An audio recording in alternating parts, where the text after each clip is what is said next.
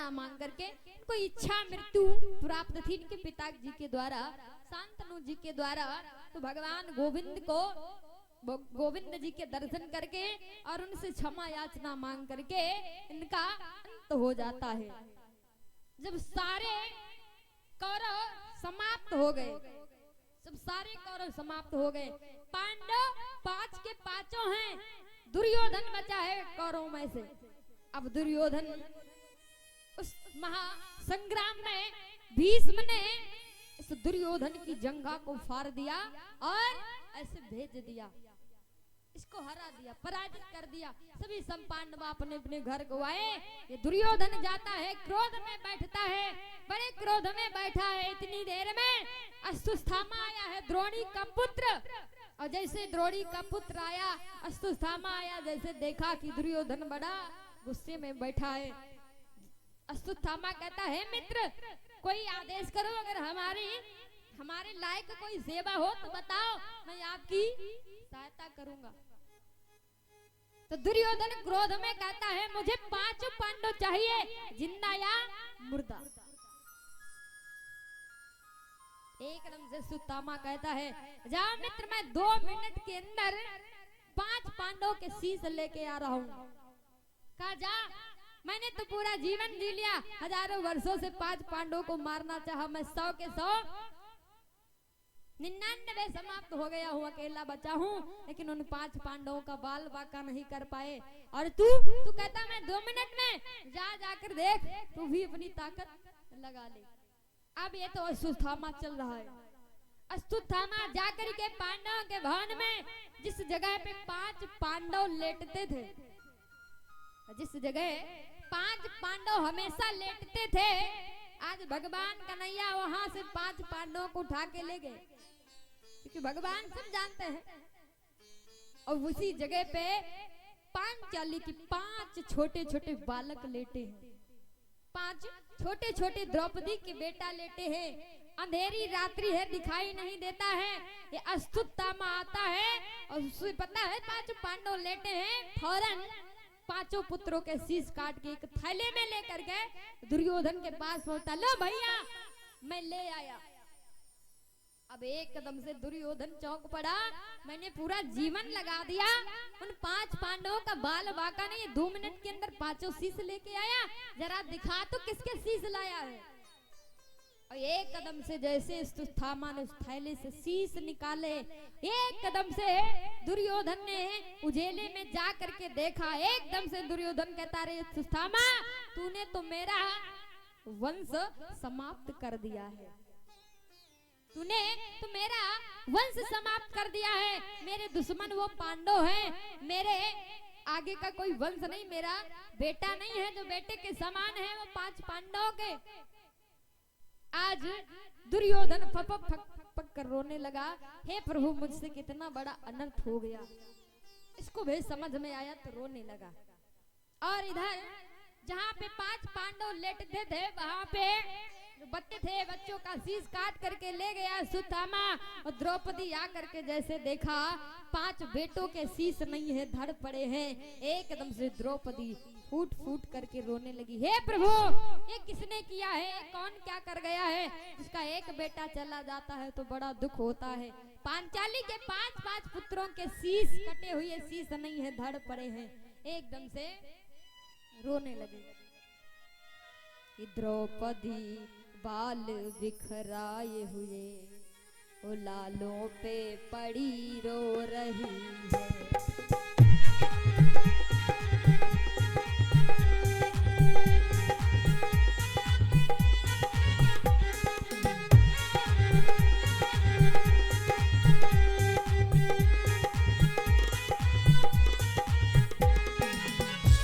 द्रौपदी बाल बिखराए हुए लालों पे पड़ी रो रही है।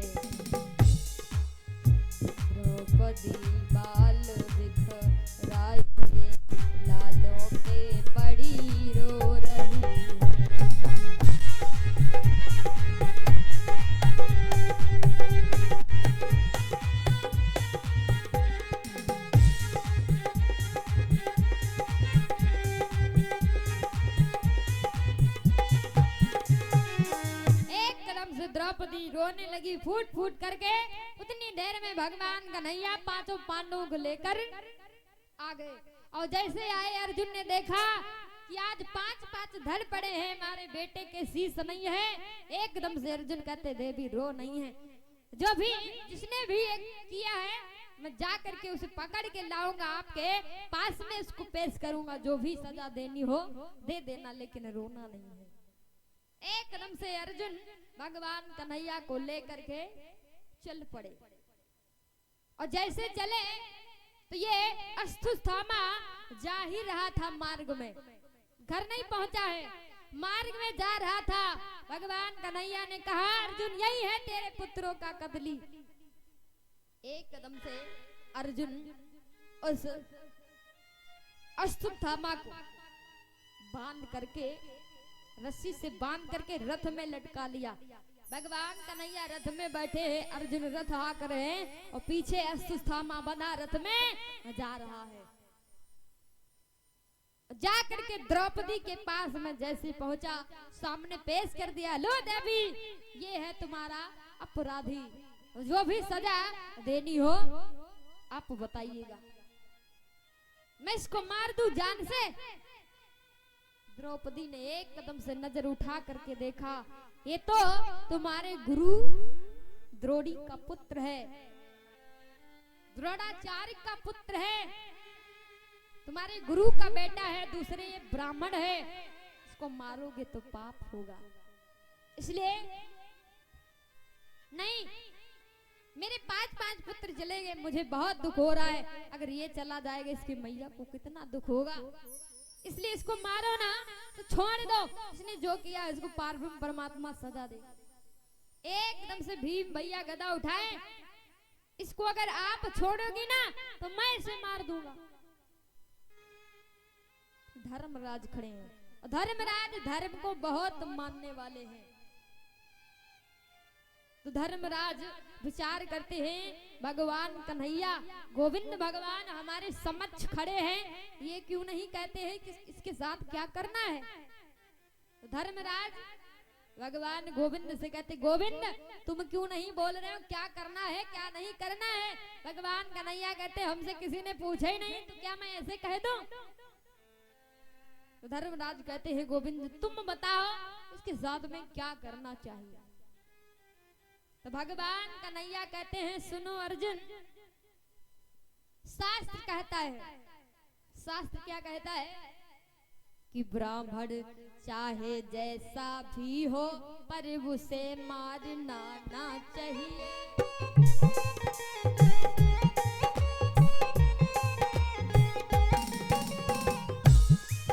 पर बाल हत्यारा कोई भी हो पर उसे छोड़ना ना चाहिए।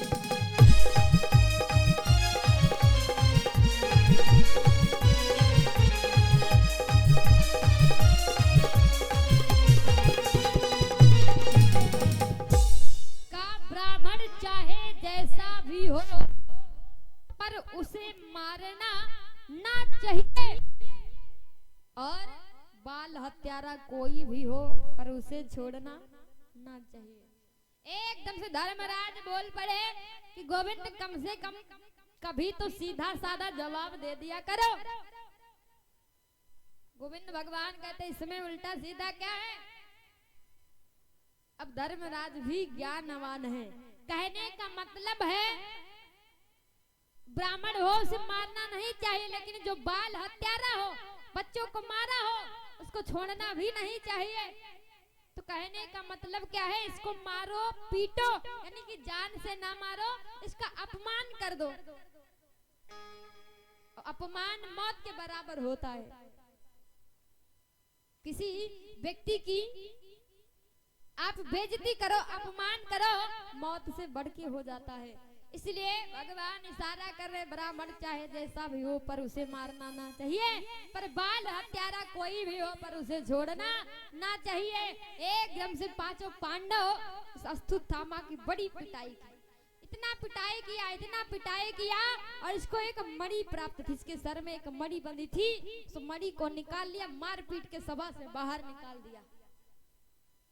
और जैसे सभा के बाहर निकाला तो कहते मूर्ख को चाहे जितना समझाओ लेकिन वो अपनी आदत से बाज नहीं आता है।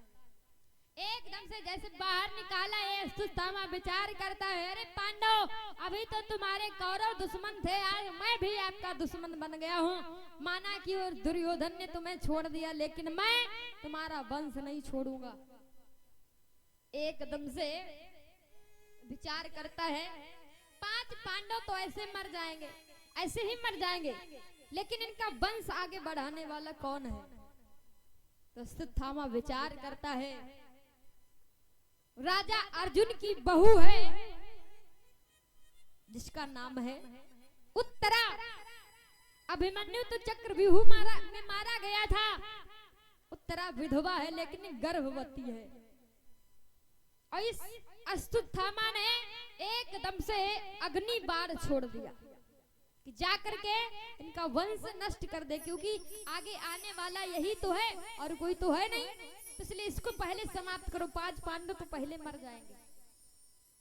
विषम बाण अग्नि बाण छोड़ा है और जाकर के जैसे उत्तरा का गर्भ जलाने लगा, एकदम से उत्तरा भगवान कन्हैया को याद करती है और सभी लोग भाव के साथ बोलेंगे कि हे कृष्ण गोविंद हरे मुरारी, हे नाथ नारायण वासुदेवा।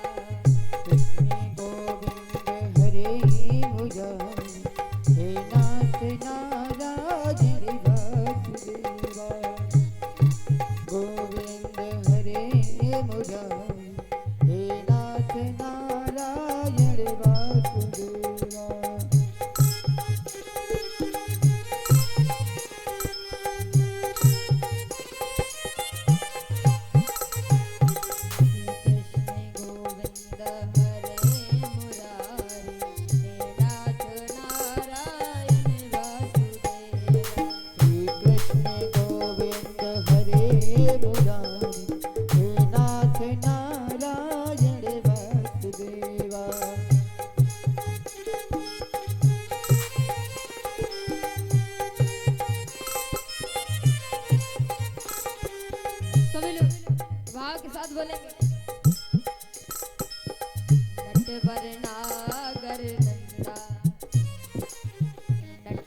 नागर नंदा भजोरे मन गोविंदा।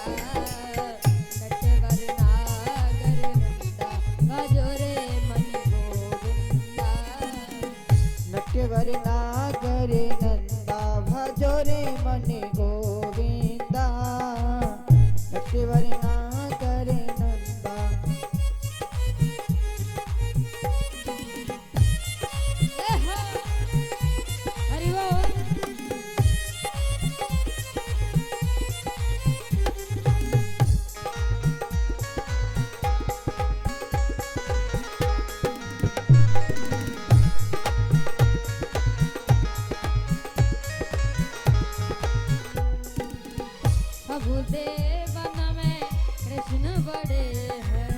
सब देवन में कृष्ण जी बड़े हैं।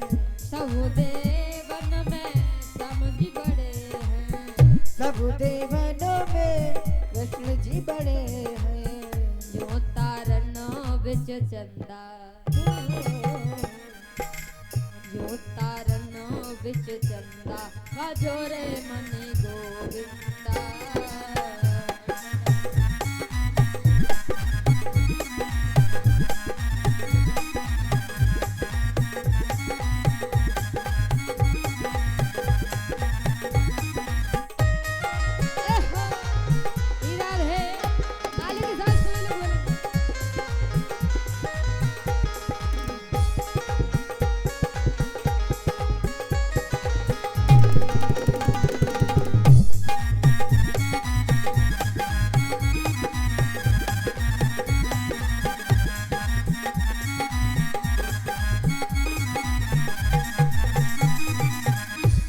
सखियन में राधा जी बड़ी है। सब देवियन में राधा जी बड़ी है। जो नदियन बिच गंगा। तुम लोग हाथ ऊपर ताले के साथ भाव के साथ बोले। जो नदियन बिच गंगा भजोरे मन गोविंदा। नटवर नागर नंदा भजोरे मन गोविंदा।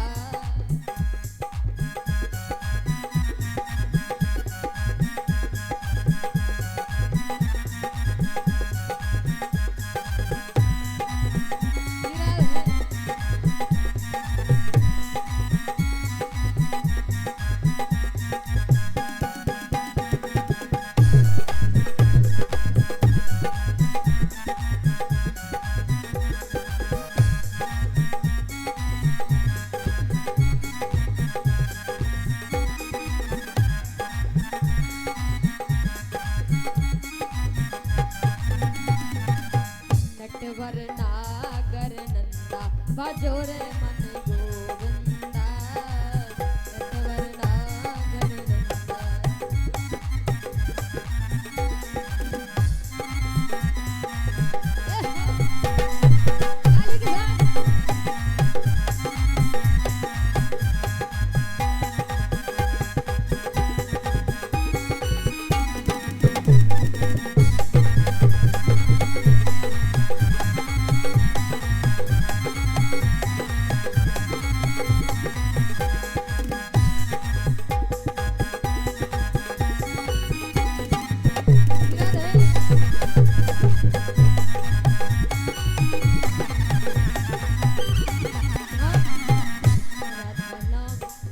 ताली के साथ।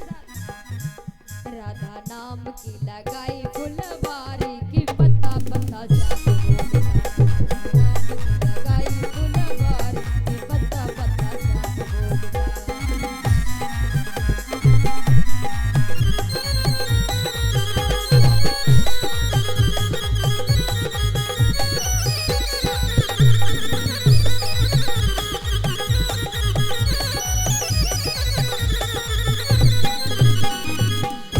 राधा रानी सरकार की, गोविंद भगवान की जय जय श्री राधे, जय जय श्री राधे।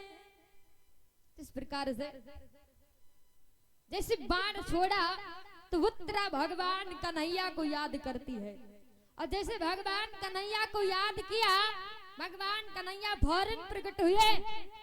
एकदम से उत्तरा कहती, मामा मेरा गर्भ अंदर ही अंदर जला जा रहा है। एकदम से भगवान कन्हैया ने देखा तो सारा का सारा गर्भ नष्ट हो गया। जब गर्भ नष्ट हो गया तो भगवान गोविंद ने अपनी माया के द्वारा उस गर्भ में पुनः प्राण डाले, उस गर्भ में पुनः प्राण डाले हैं। जब वो पुनः प्राण डाले हैं तो धीरे धीरे समय व्यतीत हुआ। 9 महीने के अंदर एक बहुत सुंदर पुत्र का जन्म हुआ। किसे? उत्तरा के द्वारा बहुत सुंदर पुत्र का जन्म हुआ। राजा अर्जुन, धर्मराज, भीम, नकुल, सहदेव सभी सब बड़ा प्रसन्न है। और नाम क्या पड़ा? परीक्षित, यानी कि परीक्षित। परीक्षित मतलब पर इच्छित, यानी कि दूसरी की इच्छा के अनुसार इसका जन्म हुआ। पहले तो गर्भ सारा जल के नष्ट हो गया था, पुनः भगवान ने अपनी इच्छा के द्वारा इसे प्रकट किया है, इसलिए इसका नाम पड़ा परीक्षित। प्रेम से परीक्षित महाराज की, गोविंद भगवान की। तो अब परीक्षित जी महाराज जी का जन्म हुआ है। अब परीक्षित जी महाराज जी का अगर जन्म ना होता तो श्रीमद् भागवत कथा नहीं होती। इसलिए आइए सभी लोग धूमधाम के साथ में परीक्षित जन्म का उत्सव मनाएंगे। ताली के साथ सभी लोग भाव के साथ। हेलो श्याम श्री राधे। कि भारत की ऐसी मात अमात, ऐसे हजने तुम ललना।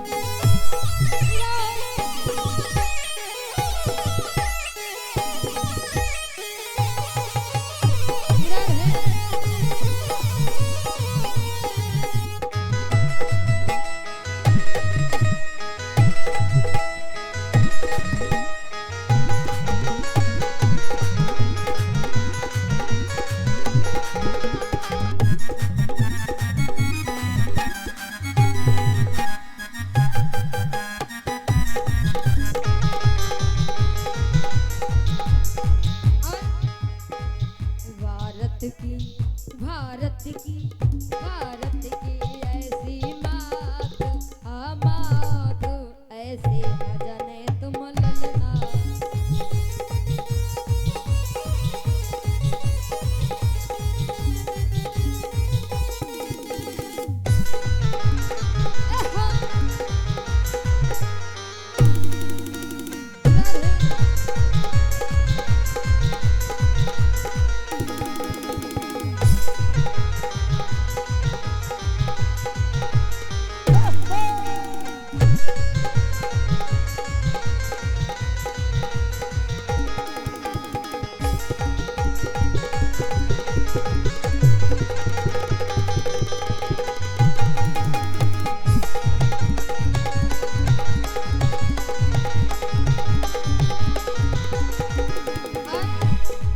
बरसाने में आए जइयो नंद के नंद लाला, बरसाने में आए जइयो नंद के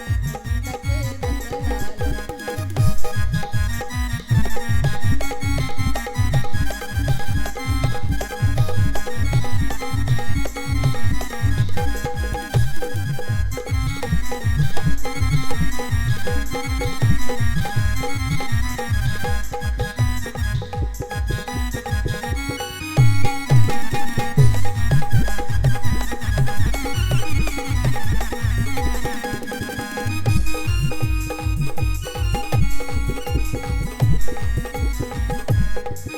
लाला।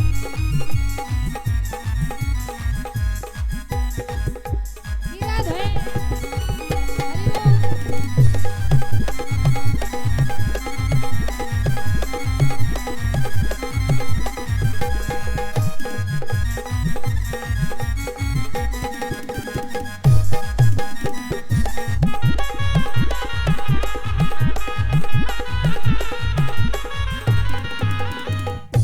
गोविंद भगवान की, सावरे सरकार की, राधा रानी सरकार की। इस प्रकार से परीक्षित जी महाराज का जन्म होता है। आज धीरे धीरे परीक्षित जी महाराज सयाने होते हैं। इनका नाम लिखवाया गया, एडमिशन करवाया गया गुरु धर्मेंद्र के पास में। धीरे धीरे शिक्षा पूर्ण हुई, परीक्षित जी महाराज का विवाह होता है। राजा वासुक की कन्या नबलदे के साथ में इनका विवाह होता है। धीरे धीरे समय बीतता गया।